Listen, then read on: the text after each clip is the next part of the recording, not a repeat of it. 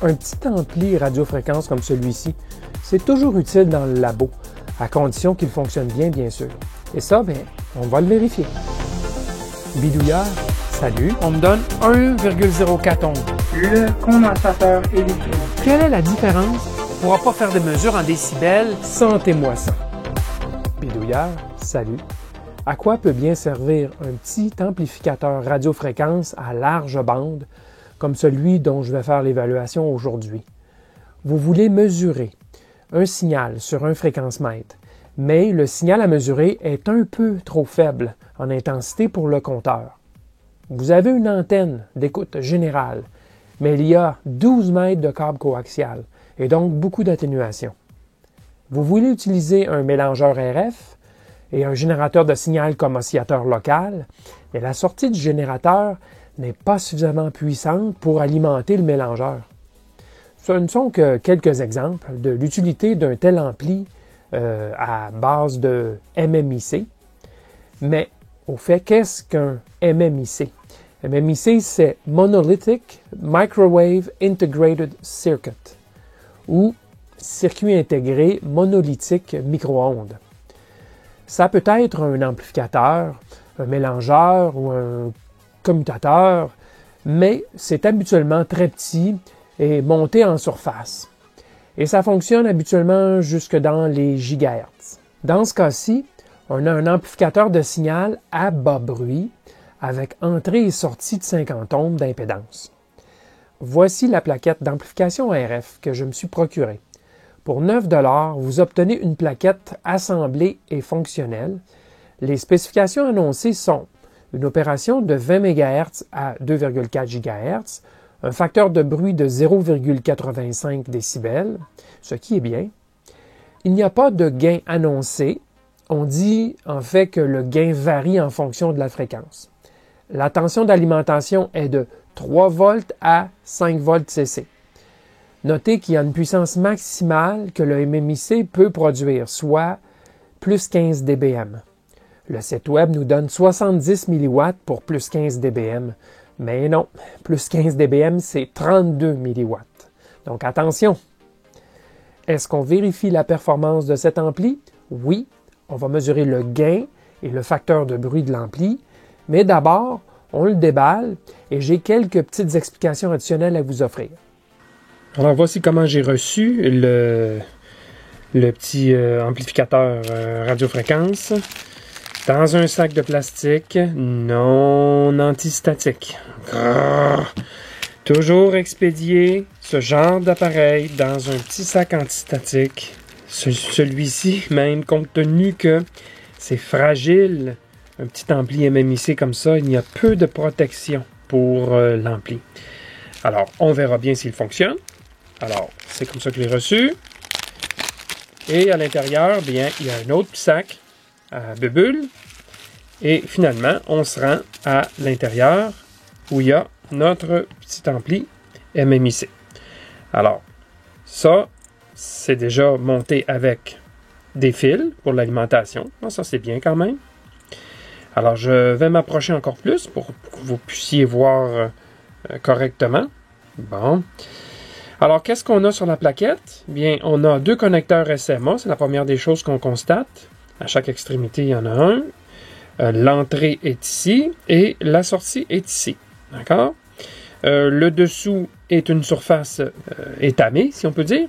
Pourquoi? Parce que c'est évidemment un plan de masse. Il y a des impédances contrôlées sur cette plaquette. OK? Ce sont des pistes à impédance contrôlée de 50 ohms. Ce côté-ci et ce côté-ci. Donc, ça, c'est réglé. Les connecteurs sont soudés sur le bas. Bon, ça semble être soudé correctement, sans plus. Ce n'est pas exceptionnel, mais ça fera le travail. Et du côté du dessus, ben, ces mêmes connecteurs-là ne sont pas soudés. Alors ça, moi, tant qu'à avoir fait un bon travail de soudure sur le dessous, ils auraient pu créer des petits îlots découverts, donc éliminer du résiste de soudure vert et souder les connecteurs sur le dessus. Et pourquoi? Bien, je vous l'explique tout de suite après. Ce sont des pistes un peu particulières. Bon, alors, qu'est-ce qu'on a comme configuration du circuit? C'est assez simple. On a ici l'entrée Donc, le signal radiofréquence passe à travers un condensateur de couplage, probablement d'une valeur du type 100 nanofarad, quelque chose du genre, pour donner une bande passante le plus grand possible et donc descendre assez bas en fréquence. Et on a notre petit ampli MMIC ici, qui est une entrée 50 ohms, sortie 50 ohms. Par la suite, pour au niveau de la radiofréquence, on a deux condensateurs de couplage qui nous mènent vers la sortie. Pourquoi deux? Un aurait suffi, sauf que on voit ici que l'option d'installer deux petites pièces dans ce sens-ci, donc en shunt, qui ne sont pas posées, mais ça pourrait être par exemple un filtre passe-bas qu'on pourrait installer ici, un condensateur ou des résistances. On aurait pu mettre un filtre carrément ou un atténuateur en pi, donc fait de 3 résistances. Donc en ayant un autre condensateur à la sortie, ça nous assure qu'il y a toujours au moins un condensateur qui reste. Alors ça, c'est optionnel. Je avoue ne pas savoir pourquoi ils ont fait ça comme ça, mais c'est comme ça qu'ils l'ont fait. Bon, l'alimentation, quant à elle, du MMIC, je vais sortir mon petit bâtonnet ici. L'alimentation du MMIC se fait ici, sur la sortie, sur la broche de sortie du MMIC. Alors, on a notre alimentation 5 volts qui arrive, qui passe et qui touche à 3 condensateurs, tous montés l'un à côté de l'autre. Pourquoi 3 condensateurs plutôt qu'un seul pour faire du découplage? C'est que je vous l'ai expliqué dans une vidéo précédente, c'est qu'on profite ici du fait que les condensateurs ne travaillent pas tous de la même façon en très haute fréquence. Leur fréquence de résonance, chacun de ces condensateurs est différente. Donc, en en ayant 3, on s'assure toujours qu'il y en a au moins un qui travaille à la fréquence qu'on veut opérer cet amplificateur. Alors, c'est comme ça que ça a été fait. Et ensuite, il y a ici une petite inductance qui vient se connecter sur la piste de sortie, donc pour envoyer l'alimentation dans le MMIC. Alors, je vais vous expliquer par la suite là, pourquoi je trouve que cette configuration manque un petit quelque chose. Et je vous dirai exactement qu'est-ce que c'est. Je vous dessinerai ça sur le tableau blanc, vous allez comprendre assez facilement. Alors, de façon générale, est-ce que je peux juger de la qualité des connecteurs SMA? Oui, alors ce sont des connecteurs plaqués or. Donc, c'est du standard. Est-ce que c'est du vrai plaquage or ou est-ce que c'est de la peinture? Bien, c'est très difficile à le dire juste comme ça, mais ça me semble être de l'or. Je vous dis ça comme ça parce que j'ai déjà commandé, moi, des adaptateurs audio comme ceux-ci, 3.5 mm, et ça semblait bien plaqué or, j'étais tout content. Sauf que je me suis rendu compte, après quelques mois, après l'avoir tout manipulé pendant quelques mois, que ce supposé plaquage or n'était en fait que de la peinture et tout ça s'en allait. Et en tout cas, s'il y a un plaquage or, laissez-moi vous dire, il est extrêmement mince. Parce que juste à toucher l'adaptateur, c'est devenu presque argenté plutôt que doré. Alors, je ne crois pas que ce soit le cas ici, mais qui sait. L'important sur un connecteur SMA, c'est que la broche centrale, elle, soit absolument plaquée or. Ça, c'est important. Et je crois que le plaquage doit être plus épais. Ce n'est pas essentiel que ceci soit plaqué or. Ça aide pour la conductivité, mais j'ai déjà vu souvent des connecteurs qui étaient en acier inoxydable. Donc, ce n'est pas une absolue nécessité sur les connecteurs SMA. OK, alors quoi d'autre à dire? Les pistes, OK, c'est vrai, il faut que je vous parle des pistes. Alors, ce qu'on a ici comme piste sur la plaquette, piste impédance, c'est ce qu'on appelle des pistes microstrip, donc une piste en surface qui a une référence à la masse en dessous, des pistes de 50 ohms, mais avec couplage latéral. Lorsqu'il y a des plans de masse de chaque côté de la piste et très rapproché de la piste, c'est ce qui est le cas, c'est le cas ici. Lorsqu'on a ce type de piste, alors c'est du couplage latéral, donc il y a du couplage vers le plan de masse en dessous, il y a aussi du couplage de chaque côté latéral par les bords, si vous voulez. Alors ça, c'est pour cela que j'aurais préféré qu'il y ait de la soudure sur les broches de masse du connecteur ici pour garantir un bon couplage supérieur ici. Je vous dis ça aussi compte tenu du fait qu'il n'y a que 4 vias. C'est peut-être pas très évident. Oui, on le voit ici. Il y a 2 vias ici et 2 vias ici qui connectent les plans supérieurs de masse au plan inférieur de masse. S'il y en avait eu de ces VIA distribués partout sur la plaquette, je me serais moins fait un cas avec ça. Mais comme il n'y en a que 4 ici, je trouve que c'est un peu une faiblesse de ne pas avoir mis des VIA partout, compte tenu que c'est du couplage latéral. OK? Alors, allons voir sur le schéma maintenant. Je vais vous montrer comment est-ce qu'ils ont fait l'alimentation et moi, ce que je ferais pour l'améliorer. Alors, j'ai pensé vous illustrer sur tableau blanc le schéma électrique de la plaquette qu'on vient de regarder. C'est ce qui est en noir. Ce qui est en rouge, on va en discuter par la suite. Négligez ça pour le moment. Alors, qu'est-ce qu'on a? On a notre ampli MMIC. On a 2 condensateurs de couplage. Ces condensateurs de couplage, leur rôle, c'est de bloquer le passage des tensions CC, donc le courant continu, qui pourrait venir, par exemple, de l'extérieur, des autres étages précédents sur lesquels on va connecter notre ampli, et qui viendrait déranger la polarisation de notre amplificateur MMIC ici. Donc, c'est pour bloquer les tensions CC, et ça bloque aussi, évidemment, dans ce sens-ci. On ne veut pas que notre alimentation vienne pousser un courant dans l'étage subséquent. OK, maintenant, notre puce MMIC, en passant, elle est censée avoir une impédance d'entrée de 50 ohms et une impédance de sortie de 50 ohms aussi, pour aller avec les lignes de transmission et les étages subséquents qui sont aussi, normalement, dans le cas de cette plaquette-ci, là, pour l'usage, sont de 50 ohms eux aussi. Donc, 50 ohms, ça c'est la théorie. En pratique, on va voir tantôt, ça ne se tient pas tout à fait à 50 ohms. OK, alors, comment est-ce qu'on alimente l'ampli MMIC? Ben, je vous l'ai décrit rapidement, mais c'est essentiellement comme ceci. On a une bobine d'arrêt, un Radio Frequency Choke, RFC, si vous voyez ça dans des schémas électriques. On a une bobine d'arrêt qui bloque la radiofréquence, qui la bloque, qui la stoppe de remonter dans l'alimentation, d'accord? Et on a en plus des condensateurs de filtrage qui, eux aussi, bloquent à leur façon les signaux CA, donc le signal RF. Donc on essaie que le signal RF entre ici et ressorte ici et qu'il n'aille pas dans l'alimentation. C'est le but. Hein? Maintenant, on nous dit que le MMIC consomme 33 mA, d'accord? Et qu'on peut l'utiliser entre 3 et 5 volts. Bon, j'ai vérifié et c'est effectivement une trentaine de milliampères le courant. Alors, qu'est-ce qu'on fait ici? On nous dit, mettez entre 3 et 5 volts, mais ne mettez pas 12 volts. Sinon, pouf! Je vous garantis, si vous mettez, par exemple, 12 volts ou 10 volts, vous allez sauter votre MMIC. C'est peut-être tolérant à 6 là, ou 7 en forçant, mais il n'y a pas de protection. C'est l'inconvénient de ce circuit. Il n'y a aucun élément en série. On a le fil rouge et le fil noir ici, là, et c'est tout. Donc, moi, ce que je vous suggère, c'est de modifier la plaquette ou d'ajouter ce circuit que je vais vous décrire en amont de l'alimentation pour garantir que vous n'irez jamais au-delà de la tension 5 volts. Alors, pourquoi ne pas mettre un régulateur de tension 78L08 ou un 7808 si vous n'avez pas la version plus petite? Et par exemple, on aurait à ce moment-là 8 volts de garantie ici à la sortie du régulateur. Et on n'a qu'à mettre une résistance de limitation de courant, de chute de tension. Puisqu'on a 8 volts ici, puisqu'on veut 4 volts ici, disons au milieu entre 3 et 5, c'est 4. Donc 8 moins 4, 4 volts de chute qu'on veut aux bornes de la résistance. On sait qu'on a un courant de 33 mA. Alors, V égale RI.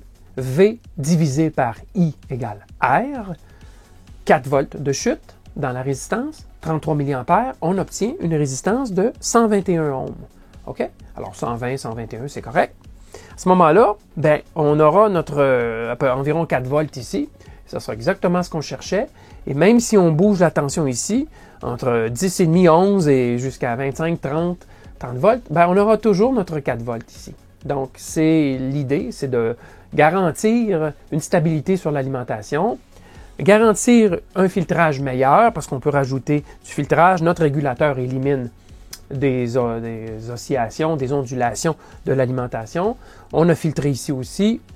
Alors, à ce moment-là, ben, on augmente de beaucoup la qualité de l'alimentation, plutôt que d'utiliser des longs fils et un bloc d'alimentation variable, qu'on risque d'accrocher, on risque de toucher le bouton de tension et pouf! Et aussi, n'oubliez pas que cette résistance va dissiper quelque chose comme 130 milliwatts. Si vous faites P égale V carré divisé par R, vous allez arriver à environ 132 milliwatts. Donc, ne mettez pas une petite résistance de montage en surface d'un huitième de watt. Elle va venir très, très chaude. Utilisez au minimum une résistance d'un quart de watt, une résistance traversant, là, ça serait bien correct. Là. Elle va venir chaude, mais pas trop chaude. Okay? Alors voilà, ça c'est ce que je voulais vous illustrer. L'amélioration de la plaquette existante. Alors j'ai alimenté l'ampli MMIC à 4 volts et voici la courbe de réponse en fréquence. Donc réponse en décibels en fonction de la fréquence. Je vous trace ceci sur mon analyseur de réseau vectoriel, mais on regarde la courbe d'amplitude. Alors, je couvre de 1 MHz à 3 GHz. OK? 1 MHz à 3 GHz. Donc, alors notre ampli est supposé être fonctionnel de 40 MHz jusqu'à 2,4 GHz, d'après la description. Alors, qu'est-ce qu'on voit? Bien, je me suis mis à 40 MHz sur le marqueur, le petit triangle bleu que vous voyez ici. Et eh bien, on a un gain de 16,3 décibels. OK, alors on a un gain appréciable, acceptable à cette fréquence, bien que ça va continuer à monter. Mais regardons un petit peu plus bas. Disons 10 décibels, qui est, à mon avis, le gain minimum acceptable, pour dire qu'il y a du gain, là. 10 décibels, on est à 25 MHz. Donc, on pourrait dire que c'est utilisable à partir de 25 MHz pour un gain de 10 décibels. OK? Alors, la pointe de gain se retrouve à quelque part à 150 MHz. Et cette pointe-là est à 21,7, donc quasiment 22 décibels. Okay? C'est 5 décibels par division. J'ai oublié de le mentionner là, présentement. Là. Et le 0 décibel, c'est la ligne rouge. Alors, le gain va chuter tranquillement. Si je vais par exemple à 432, ou tout près, qui est une fréquence radio amateur, on a un gain de 20,3 décibels, ce qui est très bien. Si je continue, bon, je ne vais pas regarder à 144, qui est une autre fréquence, on voit que c'est le maximum, là. Ensuite, si je continue, par exemple, jusqu'à 900 MHz, où on trouve, disons 905, qui est sur la bande radio amateur aussi, on obtient encore 17 décibels de gain. Et ça continue à descendre comme ça, en pente, tranquillement, jusqu'à 2, disons, moi je dis 10 décibels, donc 5, 10, 2 GHz. On nous dit jusqu'à 2,4, bien moi, non, je n'achète pas. Regardez comme c'est bas, on est tout près de 0 avec 2 décibels de gain et une espèce de racine dedans là, qui n'est pas acceptable comme comportement. Alors, je dis, moi, 2 GHz. Donc, 25 MHz à 2 GHz. C'est peut-être plus la réponse en fréquence acceptable pour cet ampli MMIC. Maintenant que ça c'est fait, allons voir le niveau de bruit. On va mesurer le bruit généré par l'amplificateur. Alors, un autre test qu'on peut faire, c'est le facteur de bruit. Le facteur de bruit, ça nécessite de l'équipement assez spécialisé que peu de personnes ont chez les bidouilleurs. J'ai ici une source de bruit étalonnée, qui est bonne jusqu'à 12 GHz. Et je me sers de ceci pour fournir un bruit à le préampli.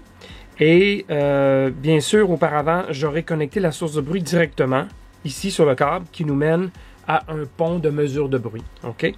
Alors, je vous montre le pont de mesure de bruit pour le résultat tout de suite après, mais c'est comme ça qu'on mesure le bruit. Essentiellement, l'appareil éteint et allume la source de bruit et mesure la différence ici au niveau du bruit. Donc, est capable de percevoir le bruit ajouté par l'amplificateur ici dans ce cas-ci. Donc, c'est comme ça que la mesure se fait et voici le résultat. Alors, pour mesurer le facteur de bruit, parce que je dois dire, en anglais, on dit le noise figure et non pas le noise factor. Malheureusement, la traduction de noise figure, c'est facteur de bruit en français. Donc, il faut faire attention, le noise figure, le noise factor, c'est mathématiquement, c'est pas tout à fait la même chose. Remarquez qu'on mesure le même bruit, là, mais c'est bien le noise figure qu'on indique en décibels et non pas le noise factor. Mais en français, on dit facteur de bruit. Alors, je mesure le facteur de bruit avec le HP 8970A, qui est un pont de mesure de facteur de bruit, qui me permet, dans ce cas-ci, je vais mesurer entre 40 MHz et 1000 MHz. Je pourrais aller plus haut, mais on va comprendre rapidement le niveau du bruit. Alors, dans les spécifications, on nous donne 0,8 décibels de facteur de bruit. Alors, si je mesure ici à 40 MHz, on est plus haut. On a un gain de 16, donc 17, 16,9. Et on a un facteur de bruit d'environ 2. Mais on est vraiment dans le bas de la fréquence. Maintenant, si je monte par exemple à 60, vous allez voir que ça va descendre ici. Notre gain va tranquillement augmenter et le facteur de bruit va descendre. Regardez, on a 0,6 ici avec un gain de 21,2 à 80 MHz. Et si je continue, bon, regardez, à 100 par contre, il y a une montée soudaine du bruit. Si je passe à 120, bon, on retombe dans des valeurs qui sont plus nominales. Donc, pour la plupart des fréquences, on est toujours dans le 0,6, 7, 8, 9. Par contre, il y a certaines fréquences pour lesquelles il y a une valeur de montée de bruit. Par exemple, on a une petite remontée ici à 380 MHz. Ce n'est pas beaucoup, remarquez, 1 décibel de facteur de bruit, ce n'est pas énorme. Un préamplificateur d'antenne pour usage courant qui a 1 décibel de facteur de bruit, c'est très bien. Ce n'est pas suffisant pour rebondir nos signaux sur la Lune, mais c'est quand même très bien pour l'usage général, croyez-moi. Donc, ce n'est pas plat, comme vous voyez, à 480 on remonte, on a même des valeurs plus élevées parfois. Mais par exemple, à 540, regardez, ici, il y a comme une remontée soudaine du facteur de bruit. Donc, ce que ça pourrait vouloir illustrer, c'est que le préamplificateur, donc le MMIC lui-même, peut avoir certains pics au niveau du bruit, certaines crêtes, certaines pointes au niveau. Il peut avoir un gain soudain plus élevé ou une certaine forme de résonance à l'interne qui pourrait augmenter le bruit à des fréquences très précises. Mais regardez, je me tasse de 20 MHz, puis on retombe à des valeurs qui sont très normales. OK? Alors, de façon générale, oui, 0,8, soit un peu mieux, soit un peu pire, avec certaines petites crêtes au niveau du bruit à certaines fréquences. Alors, pour tenter de comprendre pourquoi il y a ces pointes de bruit, je reviens à l'analyseur de réseau.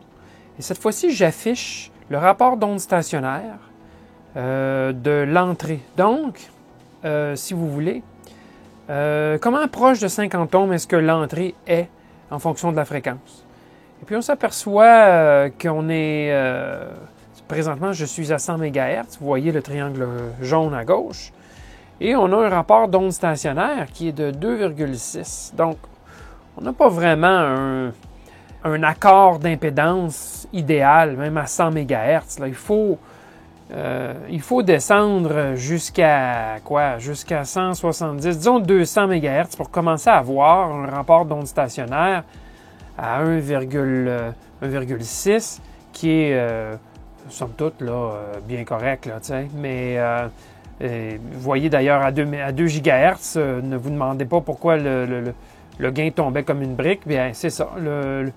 L'accord de l'impédance à partir de quoi 1.7, 1.8, 1.9, l'accord se détériore à l'entrée. Donc, c'est une des raisons pour lesquelles le gain tombe. Alors, tout ça pour dire qu'il est possible que cet ampli MMIC soit instable, qu'il y a des petites oscillations internes à certaines fréquences et possiblement que ça peut être dû à l'accord qui n'est pas très bon, soit en entrée, soit en sortie, avec la charge en sortie ou avec la source en entrée. Et peut-être que l'ampli n'aime pas cette condition-là et qui génère des petites oscillations et qui, elles, sont perçues comme une augmentation de bruit. Bon, c'est rien de catastrophique, mais disons que ça ne devrait pas normalement se produire. On devrait avoir un bruit qui est à peu près plat, ou en tout cas s'il n'est pas plat, on devrait avoir un bruit qui n'a pas de soubresaut comme ça, qui varie tranquillement, plutôt que de faire des soubresauts comme on a vu précédemment sur le pont de mesure de bruit. Alors, c'est possible que ce soit la construction de la plaquette qui soit en cause ici. C'est possible que ce soit l'ampli MMIC, la pièce elle-même, qui ne soit pas stable sous toutes conditions. Bon, je vais vous faire quelques commentaires additionnels, mais juste auparavant, voici le tableau résumant mon évaluation et mon verdict de recommandation. Ce qui est bien de cette plaquette, c'est qu'elle est déjà assemblée et que l'assemblage est fait correctement et il semble que les composants soient de qualité. Donc là-dessus, il n'y a pas de problème. Le gain utilisable, moi ce que je qualifierais de plus grand que 10 décibels, va de 25 à 2000 MHz. C'est une unité à faible niveau de bruit, définitivement. Le facteur de bruit est à peu près partout plus petit que 1 décibel. J'y ai mis une astérisque et bien sûr, on va parler de ça tout de suite après.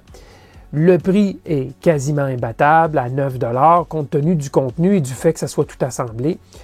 C'est difficile à battre. Bon, ce que j'ai moins apprécié par contre, c'est qu'il n'y a pas de limitation de courant. Donc, attention aux surtensions, c'est utilisable, mais vous pourriez songer à rajouter un régulateur de tension. L'astérisque, c'est que, comme je vous avais constaté durant les essais, il y a des pointes de bruit donc qui peuvent démontrer peut-être qu'il y a une certaine instabilité dans le circuit. Cependant, il faut mettre ça en contexte, ce n'est pas un niveau de bruit absolument incroyable. Bon, l'impédance d'entrée et de sortie n'est pas vraiment 50 ohms aux extrémités de fréquence. Ça aurait été bien que ça soit plus plat que ça au niveau de l'impédance et donc du taux d'onde ou du rapport d'onde stationnaire. Mais c'est acceptable là, dans le contexte pour l'usage général. J'ai trouvé aussi qu'il y avait des points de masse qui étaient manquants, soit des vias et au niveau des connecteurs sur la surface supérieure, ce qui aurait peut-être aidé à stabiliser le circuit. Et finalement, comme c'est souvent le cas, la plaquette n'est pas expédiée dans un sac antistatique. Donc, je recommande l'achat de cette plaquette pour en faire un usage général d'amplification au laboratoire, dans votre station radio, etc. C'est toujours utile de pouvoir amplifier un signal trop faible pour nos instruments de mesure. Et le prix est franchement très raisonnable. Ceci dit, l'ampli démontre quelques petites instabilités qui le rendent moins utilisable dans le contexte d'un signal faible venant d'une antenne, par exemple. Pour me convaincre que c'était une caractéristique de cet ampli et pas un défaut de fabrication, j'ai essayé une deuxième plaquette identique, parce que j'en avais recommandé plus qu'une, et j'ai obtenu exactement les mêmes résultats. J'ai ensuite essayé un différent ampli MMIC, complètement différent. Celui-ci est basé sur la puce ERA2 de Mini Circuits. Question de vérifier que ce n'était pas ma technique de mesure et mes instruments qui faisaient défaut. Et non, je n'ai mesuré aucune pointe de bruit avec ce dernier ampli. Autre fait à noter, le gain varie beaucoup en fonction de la fréquence. On parle de 10 décibels de chute d'un bout à l'autre du spectre. Un peu de magasinage nous fait réaliser qu'il y a différents types de puces ampli MMIC. Certains ont un gain plus plat que d'autres. Mais tout cela est habituellement une question de compromis entre le gain, le bruit et la largeur de couverture en fréquence. Donc, cette variation de gain n'est pas un défaut en tant que tel. J'ai tenté d'obtenir le numéro de la pièce de la puce MMIC sur ce petit ampli. Malheureusement, la production de cette vidéo tombe en plein dans le congé du Nouvel An chinois, donc c'est impossible de savoir pour le moment quel est le numéro de la pièce et la marque, la fabrication. Quand j'obtiendrai cette info, je la fournirai dans la description de la vidéo. Eh bien voilà, ça fait le tour du sujet. J'espère que vous avez apprécié l'évaluation de cette plaquette. N'hésitez pas à me soumettre vos commentaires sous cette vidéo. À la prochaine!